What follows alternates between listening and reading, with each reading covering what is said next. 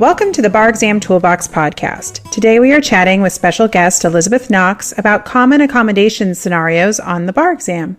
Your Bar Exam Toolbox hosts are Allison Monahan and Lee Burgess. That's me. We're here to demystify the bar exam experience so you can study effectively, stay sane, and move on with your life. We're the co-creators of the Law School Toolbox, the Bar Exam Toolbox, and the career-related website Career Dicta. Allison also runs the Girls Guide to Law School. If you enjoy the show, please leave a review on your favorite listening app and check out our sister podcast, the Law School Toolbox podcast. If you have any questions, don't hesitate to reach out to us. You can reach us via the contact form on barexamtoolbox.com, and we'd love to hear from you. And with that, let's get started.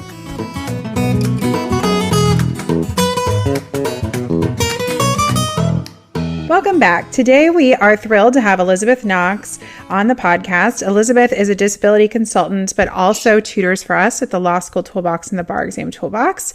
And we're going to talk about the very important topic of accommodations for the bar exam, and not just maybe the accommodations that everyone thinks of when they think of this issue, which may be ADHD or a learning difference, but there are a whole host of accommodations that you want to be aware of. So if you're in a situation where you need to approach your state bar for accommodations, you know what you legally have access to. So first, Elizabeth, welcome to the podcast. Thank you. I'm so excited to be here. And before we dive in, can you share a bit more about yourself and the work that you do as a disability consultant? Sure. I've started my own disability consulting practice called Access the Dream, and I spend a big chunk of my time working with businesses to make them more accessible for their employees and clients who have disabilities. But I also work with students who are applying for the bar exam and other major standardized tests to help them get the accommodations they need, because it can be sort of bewildering for a lot of people when that's the first thing that you have to do when you're applying. Yeah. I really didn't fully appreciate this accommodations kind of gauntlet you have to go through until I really started with folks to help them prepare for the bar exam, because I think for a lot of individuals that we have met over the years, access to these accommodations can really be the difference between passing or failing. And it feels like that often students are somewhat unprepared at the amount of work it takes to try and secure these accommodations. Absolutely. It's always my goal for people to take the test once. Yeah. And if you don't have the accommodations you need to get you on a level field with your fellow test takers, you're looking at taking it 2, 3, 4, however many times you need to, or ending up not successfully taking it at all. Yeah. And if there's a pathway for you to be able to get the accommodations you need so that doesn't happen, that's ideal for everybody. Because you didn't go to law school just to not have equal access to the bar exam. And it's not a leg up. It's just evening things out. Exactly. So one of the things I thought was interesting when we were starting to prepare for this podcast, you also raised this idea that you may need to ask for accommodations even from your bar prep provider. So I think we'll kind of start. Totally. Yeah, we'll start with that. But I think just in case folks can't listen to the entire podcast, I just want to say, please, please, please apply for accommodations as early as possible, because over and over and over again, we hear from students that they are waiting on the bar to get back to them. Not applying for them as early as possible can really reduce your ability to appeal any decision. So if they don't have enough information, if they aren't happy with the information, if your doctor didn't draft the information exactly as they want, you lose your chance to appeal until the next administration. So this is not something to do in May before the July exam. No, you do it when you're gathering your references. When you're emailing people saying, hey, we vouch for you, they call you, you do this before that. Yeah, that's a really good in my point. opinion, because a lot of time the testing you'll need to do from your psychoeducational therapist or other people will take longer than you think it will, or they won't have complete results, or this or that.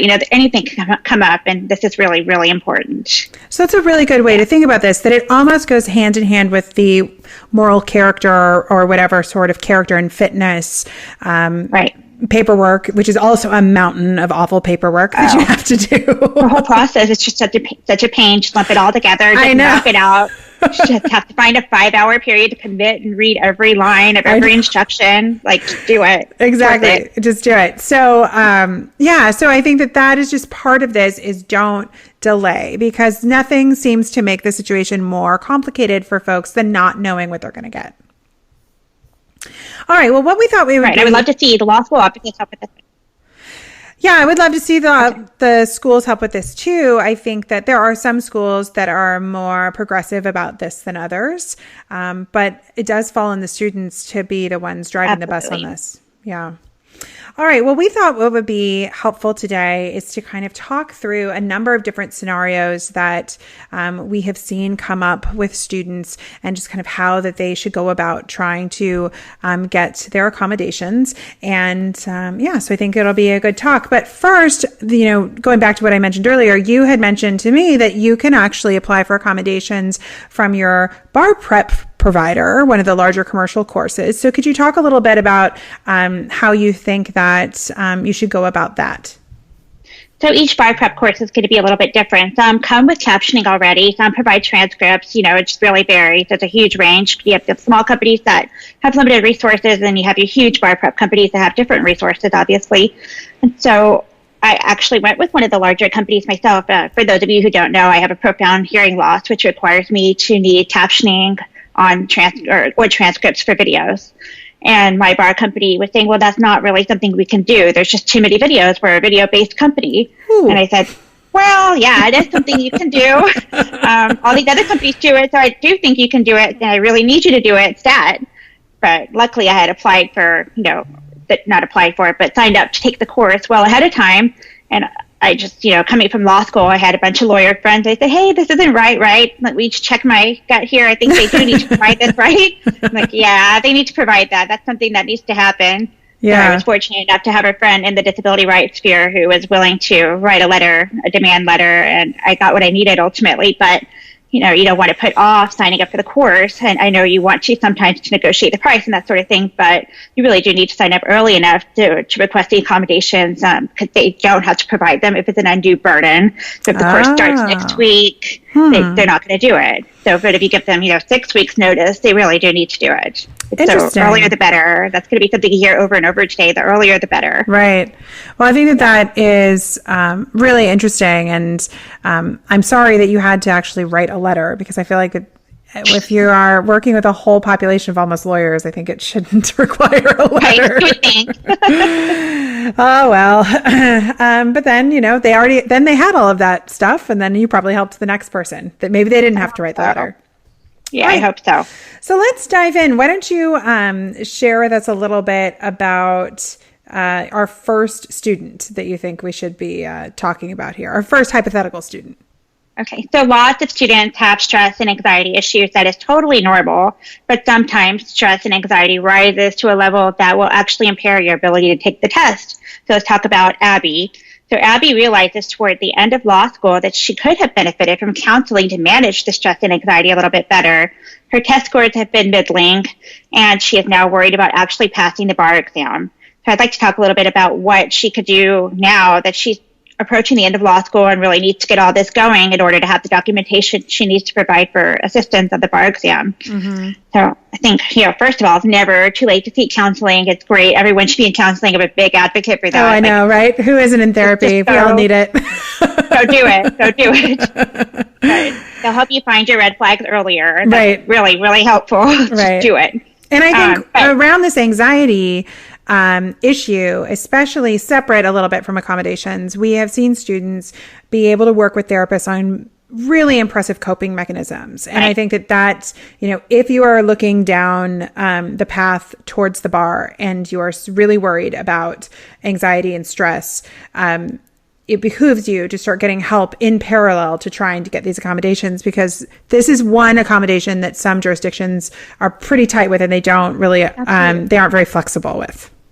Right. Well, they're going to want to know, okay, well, you're anxious, but who isn't? That's what they're going to say. Lawyers are all anxious. How is this anxiety actually going to affect your test day performance? And what do you actually need? Like, what makes your situation different from the thousands of other students who are also anxious about taking a test? And there are real issues with that. I mean, it's a lot of pressure to show the bar examiners that your anxiety issue is unique, that you're uniquely situated in a way that will unfairly hinder your performance on the test day. And that's where a therapist who's specially trained in educational issues can help you delineate those and help you break down, it's because you're going to be in a crowd, are you socially anxious? Are you anxious because you can't read quickly? I mean, there's just a multitude of things. So like I said, the earlier the better. If you talk to the counselor, they could actually refer you to someone who specializes in bar exam or standardized testing issues. There are several of those. And it can be expensive and timely or time consuming. So the earlier the better with that too. Yeah. And if you're at a total loss for that, I always recommend talking to student services at school, because I promise you're not the first student to have anxiety issues that affects their performance. You're just not. And they will be able to point you in a good direction. Yeah. If that makes sense. Yeah. One thing you mentioned that I just want to reiterate is trying to talk to somebody who has experience with the accommodations process, because one of the things that I have seen students get their accommodations rejected from is, your physician or your psychiatrist or whoever you're working with wasn't specific enough in what they were asking for, or wasn't specific enough in, I think, giving that difference between, like, this person is just an anxious person versus this person has debilitating anxiety that's going to prevent them from performing at their best, And so I think that finding someone who has experience with how to craft this language. I even had a student once with a medical issue, and I was shocked that he didn't get accommodations around this medical issue. He had heart surgery. There was all this stuff, but the doctor had never done this paperwork before and didn't ask for the specific lines of the accommodation. And then it was too late to appeal because of the time that he filed for it. So I think working with somebody who at least has gone through this a little bit or seen the paperwork can be really helpful. I think a lot of doctors and therapists are thinking at the employment context, I just need to let the employer know this person is ADA eligible for X, Y, or Z. They're not thinking bar examiners who don't want to go out of their way necessarily to make things easier for anyone. Yeah. And not that there's a malicious motive there, but that's just a lot to manage if every student is asking for something. Right. So you want to make it as easy as possible for the bar examiners to give you what you need. Yeah. And specificity. And what about this, the fact that some folks are making this accommodation request when they have not received accommodations like this in law school? How do you think that plays out to the likelihood of getting accommodations for poor Abby? Anxious Abby. Yeah, and Abby, did we go with Abby? Yes. I think we did go with Abby. Abby. Okay. It makes things harder. I'll be honest. It makes things a lot harder. The likelihood of your success is not as high as it would be if you had been receiving the accommodations earlier, which is why I really like to push students to ask for them during 1L. Mm-hmm. So if you're getting it throughout law school and all of your exams, and preferably on the LSAT, honestly, the outlook is better. But that doesn't mean it's impossible, because people develop, disabilities over time, and bar examiners are going to be open to that. It's not impossible at all, but you're going to need even more time to work with this knowledgeable therapist or counselor, or psychiatrist, or whatever you end up going with. There's different people depending on your needs, but it's going to need to be more comprehensive. The testing record is going to need to be more comprehensive, and your school is going to have to document and sign off saying, yes, this person really needed double time. I wish we had given to them, but we didn't know we needed to. Anything you can get, all sorts of helpful documents will be helpful. So you're going to need to spend a lot of time thinking about what would have helped you over law school, and, explain to the bar examiners why you didn't get it or when it developed, all the extenuating circumstances that come up. Yeah. All right. That's really good advice. This is super common, but again, super common, but I think this early application, so if the bar needs more information, if they kick it back to you, you have time to send them another round of information. And it just shows that you are on top of it. And I think that, they like that too. Also, I have seen, even if you do not get extended time, which I think is what a lot of folks are going for when they're seeking accommodations, I have seen folks with anxiety get a private room or a semi-private room. That seems to be a popular option in California. If they don't deny you out. Yeah. They don't deny you outright. You get kind of this private room. And for students who have struggled with anxiety, even that step has been a big difference for them, because at least they're not in a room of, 2,000 typing people. Right. There's no, anxiety can be contagious. That's a real thing. Yeah. It could be really helpful just being able to zone out, or other accommodations are being allowed to bring your own earplugs or other things to help block out people around you. It's not just extended time. Unfortunately, when you ask for extended time, your application is probably going to be viewed with more scrutiny than if you're asking for earplugs or headphones or things of that nature. Yeah. Or fidgets, different things that can help you get through the test. But yeah. That makes a good point. Yeah. All right. Well, let's leave that student scenario, move on to our next student. Who's our next student who's asking for accommodations? Ben. Ben is our next student. All right, Ben. So what does Ben need to level his playing field? Ben uses a wheelchair, and he knows that the bar exam will be administered in an accessible building. Should he let the bar examiners know that he needs a wheelchair, that he's using a wheelchair anyway? Yes. Yes. Almost always yes. So the building may be accessible, but you might find that the room is not. There's going to be tables, there's going to be wires, people tripping all over, plastic bags on the floor. There's just going to be all kinds of hurdles.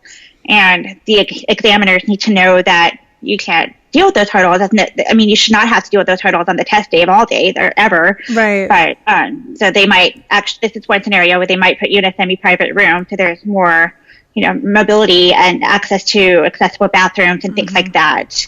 And the documentation for this won't be nearly as rigorous as it would be for someone who needs extended time or is asking for, other accommodations that actually affects the test day performance.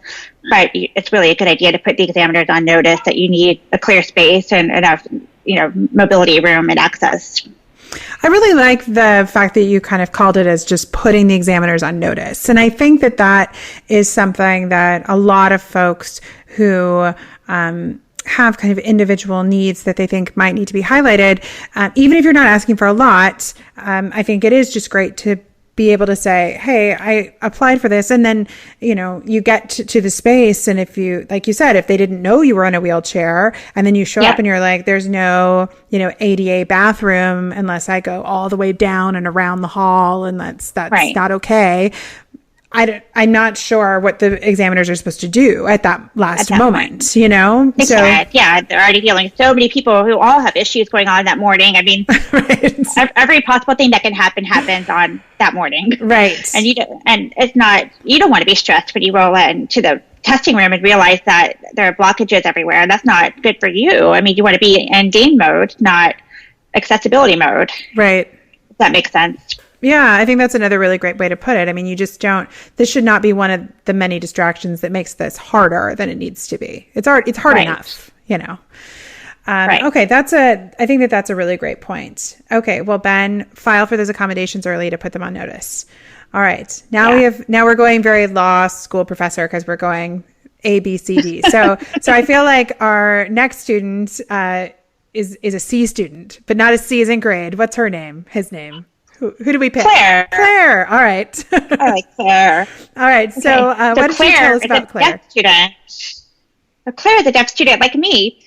She needs an interpreter or cart or written instructions for the bar exam. Does she need to apply for accommodations ahead of time? I think you're going to be able to guess the answer. I think she better. Yes. Yeah, it's usually a good idea.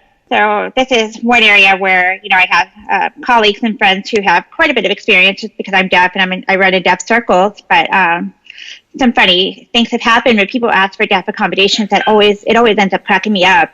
One of my friends asked for an interpreter for the test so that way the interpreter could interpret the instructions and the start and stop times and all that. But the examiners were worried that the interpreter would be distracting for the other students. So they moved the student and another deaf student to a private room in this really swanky hotel and had a view of the California Bay, San Francisco Bay. And so they shared one interpreter, so they had the door open and the interpreter stood in the hallway. That's so funny. And interpreted for them. And the proctor went back and forth between the two rooms. It was just the two of them, and it was a very relaxing experience in this fancy schmancy hotel room, and that's not what she was expecting at all. But you never really know what you're going to get when you ask for an accommodation. I've actually heard of similar things happening in Maryland and other states, but it's really important to give the bar examiners enough time to find an appropriate interpreter or a cart provider. A cart provider is just someone who live captions. Which I don't actually know sign language, so that's my preference for accommodations is cart translator. So there's other things that you can get. I mean, they can give you, they don't have to give you exactly what you asked for, but they need to give you something adequate with a preference for what you asked for. But a lot of times they'll give deaf students just a written instruction sheet of, all the instructions, I guess, don't leave the room within 30 minutes at the end, blah, blah, blah. Don't use your cell phone. Don't have a cell phone. Yeah. Please don't look at your neighbor's work. And then you'll ask for preferential seating a lot of times, so you'll be up close to the proctors. So you'll be able to visually see when the start and stop times are better, or you'll have the proctor actually come and touch your desk to let you know. That's something I did for the MPRE, but I didn't actually do it for the bar exam. I should have, but I didn't. It was fine. But, things can go a lot of different ways with that. So again, lots of notice, lots of time. Yeah, that's interesting. Can the examiners just decide, and this is just my own ignorance on this issue, can the examiner, so let's say because of your hearing loss, they decide that you should be able to lip read? Do you have the right to say, no, I need to have this real-time captioning. I don't read sign language. I can't read lips for this. This is too important. Or do they just get to suggest that they believe is an adequate accommodation? And this is just my ignorance. I'd love to hear more about it. You'll have to show them what you need. They need to know what you need. I don't think that they can do that. No, I mean, they might not need to provide a card interpreter if they can give you the written instructions. Got it. So, but I think generally they'll work with you because that's not something they're going to want to the hill they're going to want to die on. They're not going to want you to call above the law and tell them about your lack of accommodations. But, I've gotten off of airplanes and there have been wheelchairs ready for me because I put that I was deaf. I mean, so just people's conception of what you need does not always match at all what you're going to get. Huh. How is that? Be prepared for that. How is that going to help you? No. It's shortcut to the next terminal, but no. But just be aware that stuff can happen. They might just be completely clueless about what you need. So again, the more documentation you can provide with specificity from your audiologist or your student services office, like the student had, a cart interpreter or ASL interpreter in class, and they really do need it. This is how we used it on our finals. It's really going to be helpful. You want to coach them on what to give you. Right. Okay. All right. Well, that's good. Good instructions for Claire. All right. Let's move on to who's our student? Our student for letter D. My dad's a David, so let's go Dave. Okay, I like it, Dave. Okay. So what does Dave need to consider when he's getting ready for the bar exam? So Dave is 2 weeks out from the bar exam. And he realized he forgot to apply for extended time. Oops. I'm not sure what his disability is, but it's something that requires him to have extended time. So he received extended time on the LSAT and in law school, and knows that the bar examiners will give it to him. I mean, 2 weeks is plenty of time, right? Is it? No. It's way too late. Way too late. Way too late. Yeah, I mean, most of the, I think most jurisdictions have their deadlines months out, unless it's an emergency scenario, like you've been in a car accident or you have a health, situation come up. This is not an emergency for the bar examiners. He will be way too late. So each jurisdiction has a different deadline, but there's just really virtually no way that he's going to be getting extended time on this test. If I were Dave, or if I were coaching Dave, I would encourage him to consider taking the next exam if he really needs that double time, because failing the exam due to something controllable is absolutely demoralizing and in many cases not worth it. Just spare yourself the anxiety and stress of test day and just be better prepared for the next time around. And that's an extreme answer, but if he's reasonably sure that he cannot or will not pass without that time, there's really no point in showing up. Yeah, I mean, maybe you could ask if some states will let you defer, so you could save some money. Some states will not. I am in the camp that sitting for a test that you have a likelihood of failing does not serve you. I hear often people say, well, I just still treat it like a practice test. Right. But I swear when they extreme practice. Right. And when they get their results and they fail, which they're not surprised by, there is still a high level of disappointment. And I think that does make it harder for you to study again. And so I think before someone just decides to do this practice test because of maybe a mistake or whoever, whatever happens, I think they really need to sit with that for a little bit and decide if they're going to be okay. Because even, imagine talking to a future employer when they're like, so you took the February exam. Why did you take the February exam? Would you rather say, because I didn't, because there was an issue with my registration or so, like an administrative issue. So I sat for February. Or are you going to be okay with that? Or are you going to be like, oh, but I failed July, even though that you didn't have that level playing field that we keep talking about? It's a lot of pressure. No need to have that pressure and build up the anxiety for the next test if you don't need to. Yeah. If that makes sense. Yeah. All right. All right. Well, what about our next student? Who should our next student be? We're down to E, so maybe Eli. Eli. I like it. Let's go for Eli. Yeah. What does Eli need? Okay. So Eli applied for an accommodation to take the test in a private room. So people apply for this for lots of reasons, anxiety and, nursing moms, pregnant moms, or you have a bad back and you just stand up every 20 minutes. There's a lot of reasons. So the bar examiner denied this request. Does he have any hope for getting this room that he needs? No, not at all. I'm sorry. Yes, he has a lot of hope. I like to think of the denial as a request for more information. Mm-hmm. It's not a denial.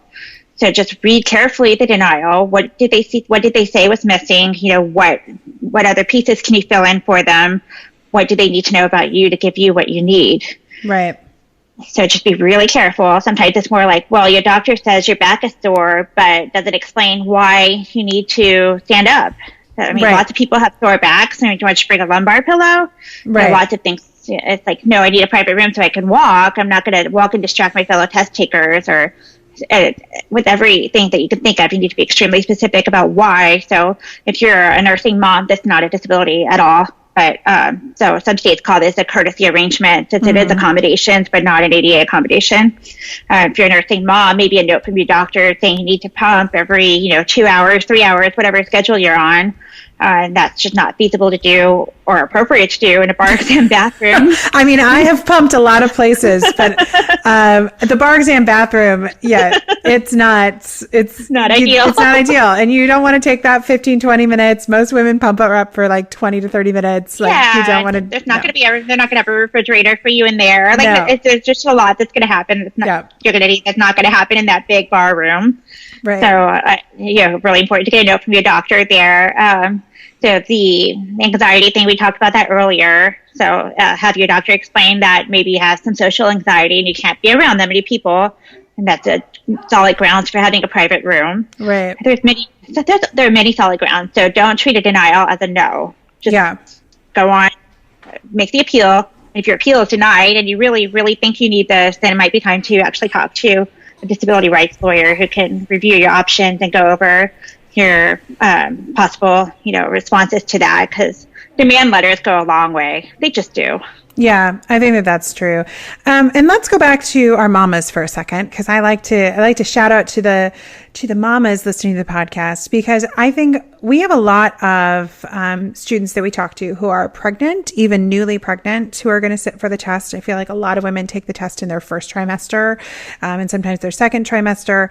And then, we talked about pumping and nursing moms, and you can get accommodations for that as well. I think with pregnancy, I've had to encourage folks to go ahead and, file the paperwork for this. Again, I feel like because it's putting the bar on notice. I think the thing about pregnancy is you don't always know months ahead of time what you may need. You might develop a severe sciatica issue in your leg and you need to be able to move around, or you might need like additional pillows or support for your body, or you might need to be closer to a bathroom, or, Yes. There's lots of things. Yeah. There are lots and lots of things. And MSS bags.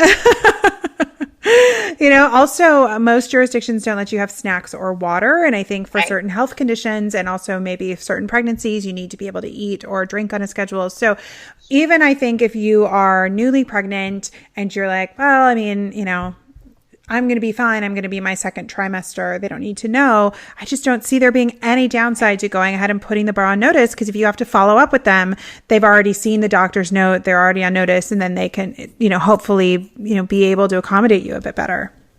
Right. And I think, the same goes for so lots of disabilities or diabetes or anything where you would need more of a rigorous schedule to stay healthy. Right. If you test, anything less than your whole state. Right. Yeah. So it's just a mindset thing, right? I think for a lot of folks, lawyers are typically really high achievers. We're so successful. I think that for a lot of folks that haven't, been kind of dealing with institutions to help them, get what they need for a long time, some of these things, especially something that feels temporary, like pregnancy or being a nursing mom, it's like, oh, well, I'll just make it work. But you don't have to make it work. Right. Like, it's hard enough. Like, I was just pumping before we got on this call. It's annoying. Like, you don't need it to be harder. And I guarantee you, the 10 people around you don't have to make it work. Why should you? Yeah, that's a really good point.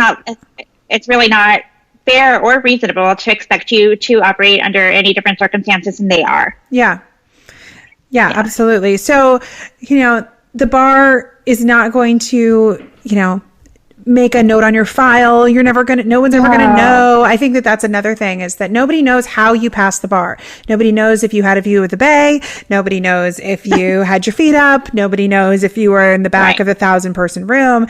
They just know whether you passed. And so taking these steps, this is really just about you and the bar. And that law license means the same thing no matter, what the setup was to take the test. Exactly. And it's, always remember that it's humans on the other side of these applications. Just, they're going to review them. So just talk to them and call them if you have questions. It's not, this forms can be really confusing, but that's why they have 1-800 numbers. Call them. Mm-hmm. They'll walk you through it. They really will, because they don't want to make more work for themselves. They don't want to deal with denials and appeals. They would rather approve you the first time if it's justified. Yeah. And I think that's a really great point. Sometimes I think people forget in this day and age that you can actually call the bar. Like there are people at the state bar that you can call, and they will pick up the phone and they will answer your questions. Like, we do this for our students sometimes. It's their job, and that's what they do. And I think we get so used to being like, well, it's not on the website. It's like, well, there's a phone number, and I pay a lot of money for my bar license that helps pay the people to answer the phone. So you should call them. I mean, the application fee, what is it in some states? $800? Oh my gosh. I know. Call. I think I block out my annual bar fees. They're very expensive in California. So I just, but we're paying enough. Any bar, you can just call them, Yeah. All right. And so what about our last student? So let's see. We had Eli. And so we have Frank, maybe. How about Frank? Frank. All right. Frank's a great name. Okay. So let's go Frank. Frank is all set to take the bar. A month before the exam, he becomes disabled. I don't know what he was doing. He was in a car accident, or maybe he was skiing before the February exam. I just don't know. He had a high fever and has a sudden hearing loss. There's anything that could happen. People become disabled all the time. That's a normal thing that happens. So he skips the bar exam until he could properly ask for accommodations. The answer is going to be it depends, right? It depends now. But that shouldn't be his first recourse. So he should call the bar immediately, that phone number that we just talked about. He should call them and tell them what's going on. Mm-hmm. Some jurisdictions can handle emergency applications for accommodations. And, depending on what the new disability is, the accommodation can run the gamut of, needing a private room to needing double time, or it'll range. But call them. They may be able to work with you quickly on an expedited basis if everything else is, you're good standing on everything else. I wouldn't be surprised if they would work with you, but some states can. Some of the smaller states, might not have as many people that they're processing last minute. So it's definitely worth calling, always worth. I even had a student once who had appendicitis like a couple weeks before the test, and decided to go ahead and sit for the test.